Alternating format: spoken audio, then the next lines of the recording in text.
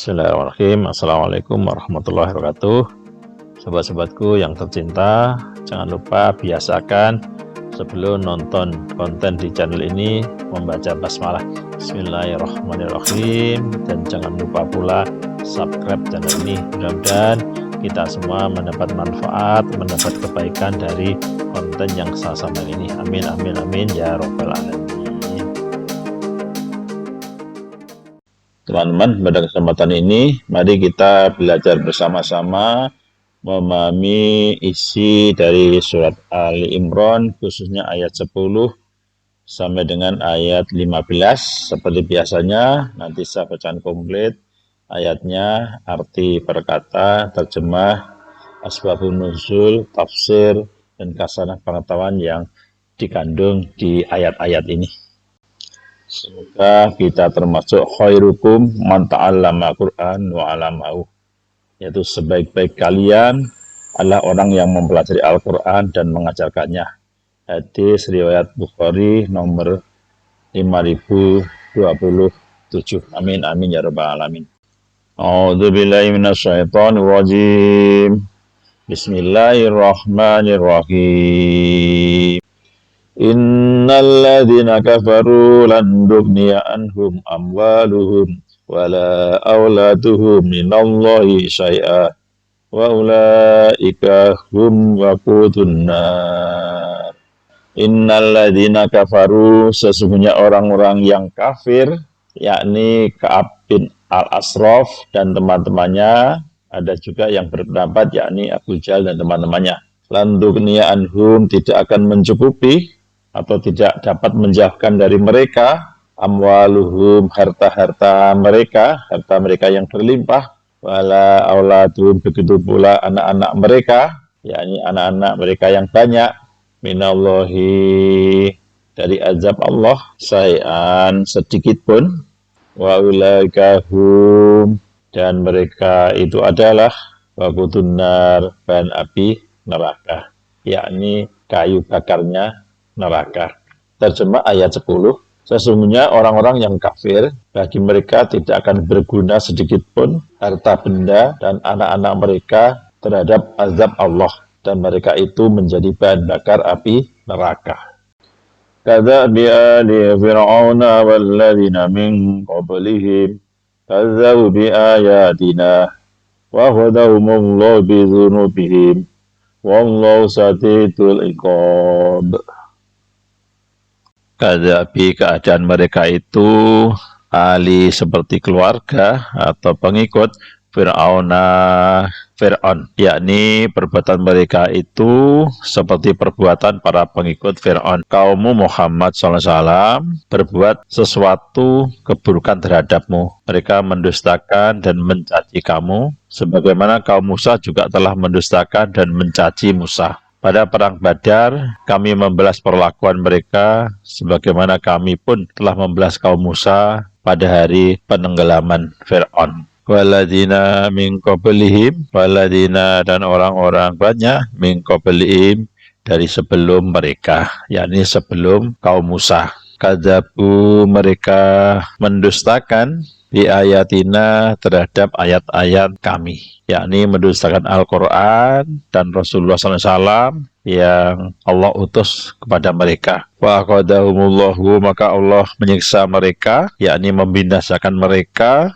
bidunubhim, dengan sebab dosa-dosa mereka. Ini disebabkan kebohongan dan kedustaan mereka. Wallahu, dan Allah sadidul iqab, amat keras siksanya, yakni siksa Allah amat dahsyat. Terjemah ayat 11, keadaan mereka seperti keadaan pengikut Fir'aun dan orang-orang yang sebelum mereka. Mereka mendustakan ayat-ayat kami, maka Allah menyiksa mereka disebabkan dosa-dosanya. Allah sangat berat hukumannya. Qul lil ladzina kafaru satughlabuna wa tusyaruna ila jahannam wa bi'sal mihad. Qul, katakanlah hai Muhammad, lil ladzina, kepada orang-orang banyak, kafaru yang kafir, yakni orang-orang kafir Mekah maksudnya, satughlabuna, kalian pasti akan dikalahkan, yakni kalian pasti akan terbunuh, wa tusyaruna, dan kalian akan digiring, maksudnya pada hari kiamat, ila jahannama, ke neraka jahanam, wa bi'sal mihad, dan itu seburuk-buruk tempat, yakni seburuk-buruk tempat tidur, seburuk-buruk tempat kembali. Terjemah ayat 12, katakanlah Muhammad kepada orang-orang yang kafir, kamu pasti akan dikalahkan dan digiring ke dalam neraka jahanam, dan itulah seburuk-buruk tempat kembali, seburuk-buruk tempat tinggal. Qad kana lakum ayatun fi fi'atainil taqata fi'atun tuqatilu fi sabilillahi wa ukhra kafiratun yarawnahum mislaihim ra'yal ain wallahu yu'ayyidu binasrihi man yasha inna fi dzalika lahibratan liulil absar. Qad kana, sungguh telah ada, lakum, bagi kalian, maksudnya penduduk Mekah, ayatun, tanda-tanda, maksudnya tanda-tanda kenabian Nabi Muhammad SAW, ini pada dua golongan, yakni kelompok Muhammad dan kelompok Abu Sufyan. Iltaqota, keduanya bertemu, yang bertemu atau bertempur, maksudnya bertempur pada perang Badar. Fi'atun, segolongan, tuqatilu, berperang, fisabilillahi, di jalan Allah, yakni dalam rangka taat kepada Allah. Mereka adalah Nabi Muhammad SAW dan para sahabat yang berjumlah 313 orang. Wa ukhra, dan segolongan yang lain, kafiratun, kafir, yakni satu golongan lainnya kafir kepada Allah dan Rasulullah. Mereka adalah Abu Sufyan dan teman-temannya yang berjumlah 950 orang.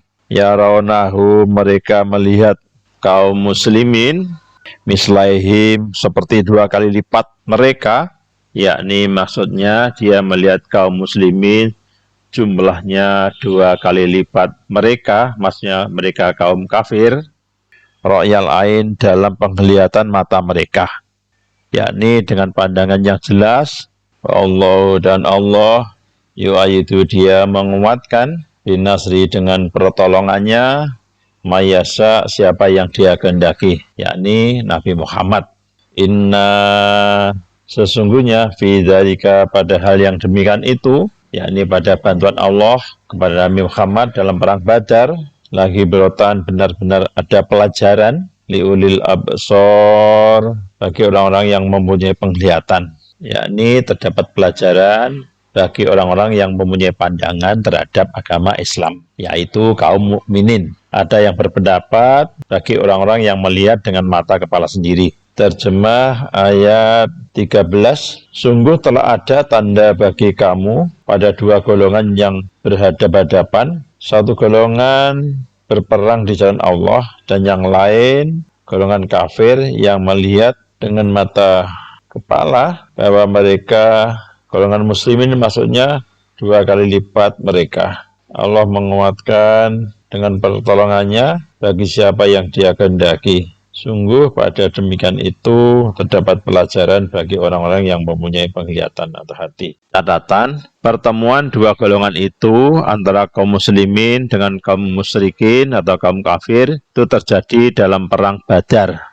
Badar adalah nama suatu tempat yang terletak di selatan kota Madinah. Yujina linnasi khubus sawati minan nisa'i wal banina wal qanatiri muqantarati minaz zabi wal fidati wal khayli musawwamati wal an'ami wal qarz dzalika mata'ul hayatid dunya wallahu indahu husnul ma'ab.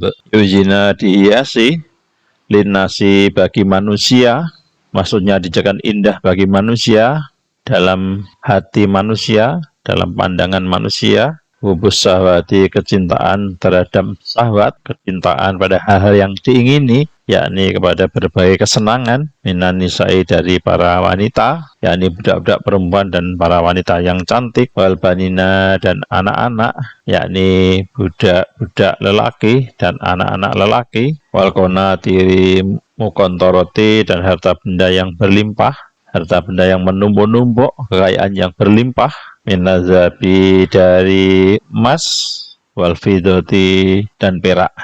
yakni barang-barang yang dibuat dari emas dan perak atau bertahtahkan emas dan perak. Wal khayli musawwamati, dan kuda yang bagus lagi terlatih, yakni kuda-kuda yang menawan, yang baik, dan kuda yang sangat terlatih. Wal an'ami, dan hewan-hewan ternak seperti kambing, sapi, dan unta dan sebagainya. Wal harj, dan ladang dan sawah ladang, yakni tanam-tanaman beserta sawah ladang dan kebun.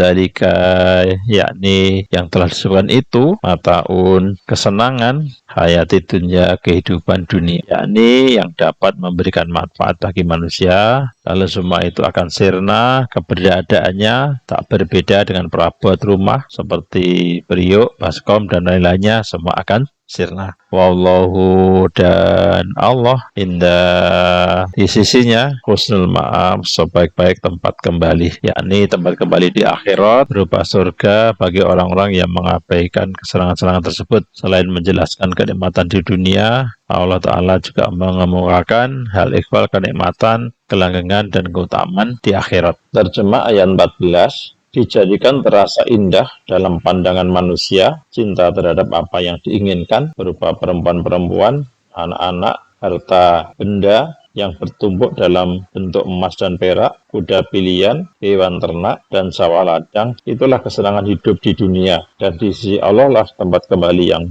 baik. Qul a'unabbi'ukum bi khairim min dalikum lilladzina taqaw inda rabbihim jannatun tajri min tahtihal anhar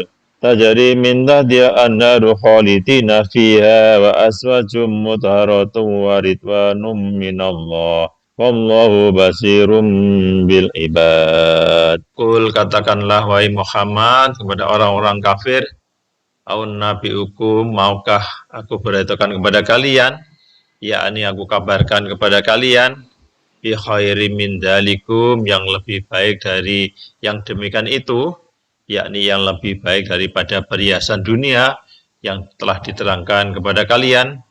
Lilladzina taqaw, untuk orang-orang yang bertakwa, yakni orang-orang yang menjauhi kekufuran, kemusyrikan, dan berbagai kekejian. Mereka adalah Abu Bakar dan teman-temannya. Inda rabbihim, di sisi Tuhan mereka, jannatun, ada surga-surga, min tahtiha, yang mengalir di bawahnya, yakni di bawah pepohonan dan tempat-tempat tinggal yang ada di surga. Anharu, sungai-sungai, yakni sungai Komar, sungai madu, sungai susu, sungai air, dan sebagainya.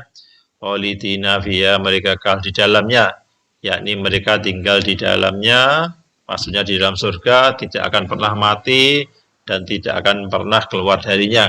Wa aswajum, dan mereka dikaruniai istri-istri, mutahharatun, yang suci, yakni mereka memperoleh istri-istri yang disucikan dari haid dan segala kotoran. Wa ridwanum, dan serta keridhaan minallahi, dari Allah, yakni keridhaan dari Allah jauh lebih besar ketimbang segala kenikmatan yang mereka rasakan sekarang ini. Wallahu, dan Allah basiru, maha melihat, bil ibad, terhadap hamba-hambanya, yakni orang-orang mukmin dan kedudukan mereka di dalam surga serta amal-amal mereka di dunia. Kemudian Allah SWT berfirman seraya memaparkan sifat-sifat kaum mukmin di ayat-ayat berikutnya.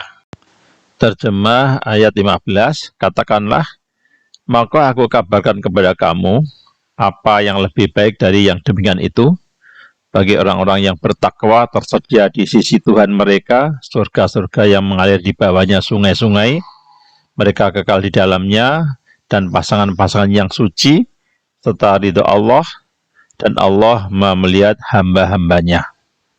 Munasabah ayat, ancaman Allah kepada orang kafir dan pengaruh harta benda. Dalam ayat-ayat yang lalu, Allah SWT menjelaskan agama yang benar, tauhid yang murni, terangan tentang kitab-kitab samawi, mengenai agama dan tauhid, pada Al-Quran dan iman para ulama. Dalam ayat-ayat Qud ini, Allah SWT membentangkan keadaan orang-orang kafir, sebab-sebab mereka tertipu oleh hal-hal yang batil. Jauhnya mereka dari kebenaran atau keraguan mereka terhadap kebenaran itu sendiri. Al-Imran ayat 10-14. Asbabun nuzul, atau sebab-sebab turunnya ayat. khususnya ayat 12 dan 13. Ibnu Abbas radhiyallahu anhu meriwayatkan bahwa ayat ini dan ayat sesudahnya turun berkenaan dengan orang-orang Yahudi yang mengatakan bahwa kemenangan Rasulullah SAW dan para pasukannya atas pasukan Quraisy dalam perang Badar itu lebih disebabkan kelemahan pasukan Quraisy dalam siasat perang. Dengan demikian, mereka menantang bahwa sekiranya berhadapan dengan kaum Yahudi, pasukan Rasulullah SAW tidak dapat menundukkannya, disebabkan anggapan mereka bahwa Yahudi adalah umat yang hebat. Lalu Allah menurunkan ayat ini. Tafsir At-Tabari ayat 12 dan 13, Allah menyeru, wahai Muhammad, katakanlah kepada orang-orang kafir dari kalangan Yahudi Bani Israel, yaitu mereka yang mengikuti sebagian ayat-ayat Al-Quran yang mutasabihat, yang aku turunkan kepadamu dengan tujuan menimbulkan fitnah dan untuk mencari-cari takwilnya, kamu pasti akan dikalahkan di dunia ini dan akan digiring ke dalam neraka jahanam. Diriwayatkan dari Ibnu Abbas, ia menceritakan bahwa ketika Rasulullah SAW memperoleh kemenangan dalam perang Badar, lalu beliau kembali ke Madinah. Selanjutnya beliau mengumpulkan orang-orang Yahudi di pasar Bani Kaunuka. Kemudian beliau bersabda kepada mereka, hei orang-orang Yahudi, masuk Islamlah kalian sebelum kalian mendapat kekalahan seperti apa yang telah ditimpakan Allah dan atas kaum Quraisy dalam perang Badar. Orang-orang Yahudi menjawab, hai Muhammad, janganlah engkau memperdaya dirimu sendiri, hanya karena engkau telah memenangi segolongan orang-orang Quraisy. Mereka adalah orang-orang kampungan yang tidak pandai perang. Demi Allah, jika berhadapan dengan kami, baru kamu ketahui bahwa kami ini orang-orang perang.